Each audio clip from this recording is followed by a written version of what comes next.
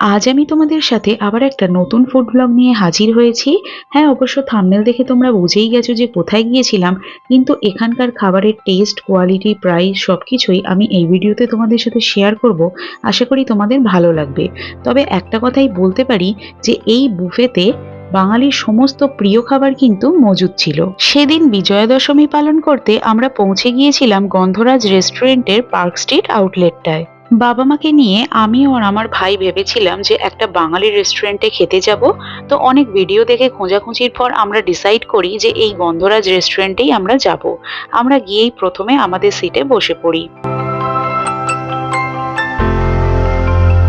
তো প্রথমেই আমি আমার প্লেটে শাক ভাজা, নারকেল কাজু কিশমিশ দিয়ে ছোলার ডাল, পোস্ত ছড়ানো বেগুন ভাজা নিয়ে নিয়েছিলাম। আর এই ফুলকো ফুলকো রাধাবল্লভীগুলো বললে ওরা টেবিলে সার্ভ করে দিচ্ছিল। পরে আবার আলু দিয়ে ধোকার ডালনা আর এই নিরামিষ পটলের রেসিপিটা আমি দেখে নিয়ে আসি। তারপরে প্রথমেই ছোলার ডাল দিয়ে রাধাবল্লভী ট্রাই করতেই আমার দারুণ লেগেছিল এই টেস্টটা। আর আমার অল টাইম ফেভারিট কম্বো বেগুন ভাজা উইথ রাধাবল্লভী আর লুচি, এটাও ট্রাই করলাম, আমার অসাধারণ লেগেছিল। পরেই আমি নিয়ে চলে আসি আমাদের সেদিনের বুফের showstopper diamond fish fry. দেখেই কি লোভ লাগছে না? সাইজটাও যেমন ছিল ঠিকঠাক, একেবারে পারফেক্ট, আর ভেতরে কিন্তু মাছের পরিমাণও ছিল ঠাসা। গন্ধে একেবারে মাতোয়ারা হয়ে যাচ্ছিলাম, তাই প্রথমেই একটা বাইট নিয়ে নিলাম। তারপরে দেখো আবার তোমাদের ভেঙে দেখাচ্ছি কতটা মাছের ঠাসা। আর টেস্টটাও কিন্তু যথেষ্ট ভালো, এরকম নয় যে ব্লান্ট, বেশ মশলাদার ছিল। তাই আমাদের সবারই এটা খেতে খুবই ভালো লেগেছিল। আমার বাবা ও আমার ছেলে ওরা দুজনেই বলল যে ওরা এত কিছু বুফের খাবার খেতে পারবে না, তাই ওদের জন্য স্টিমড রাইস, ভাজা মুগের ডাল, ঝিঙে আলু পোস্ত আর এই চিকেন কষাটা আমরা আলাকার্টে অর্ডার করে নিয়েছিলাম।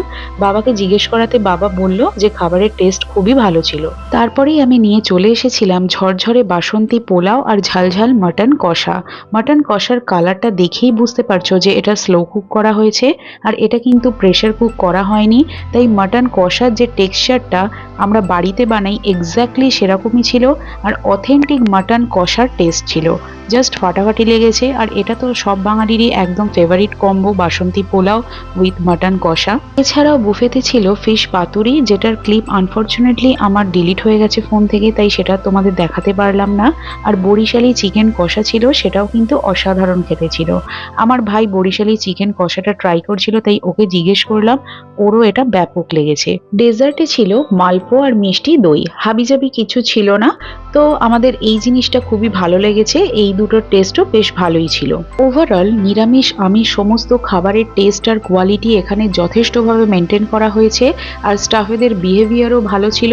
তাই আমাদের গন্ধরাজ রেস্টুরেন্টের এক্সপিরিয়েন্স যথেষ্ট ভালো হয়েছে। এবার কথা বলি প্রাইস নিয়ে। আমরা যেহেতু পুজোর সময় গিয়েছিলাম, আমাদের এই বুফের প্রাইস মাথাপিছু 1000 টাকা করে পড়েছিল।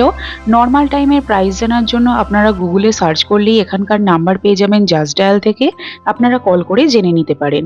এখানকার অ্যাম্বিয়েন্সও আমার বেশ ভালো লেগেছে। এখানে দেওয়ালে পুরানো দিনের কলকাতার অনেক ছবি আপনারা দেখতে পারবেন, যেটা আধুনিকতার সাথে আভিজাত্যের একটা মেলবন্ধন তৈরি করেছে। ভিডিওটা আজকে আমি এখানেই শেষ করছি। ভিডিওটা ভালো লাগলে অবশ্যই ভিডিওটাকে একটা লাইক আর শেয়ার করবেন, আর আমার চ্যানেলটাকে সাবস্ক্রাইব করে নেবেন। দেখা হবে নতুন ভিডিওর সাথে।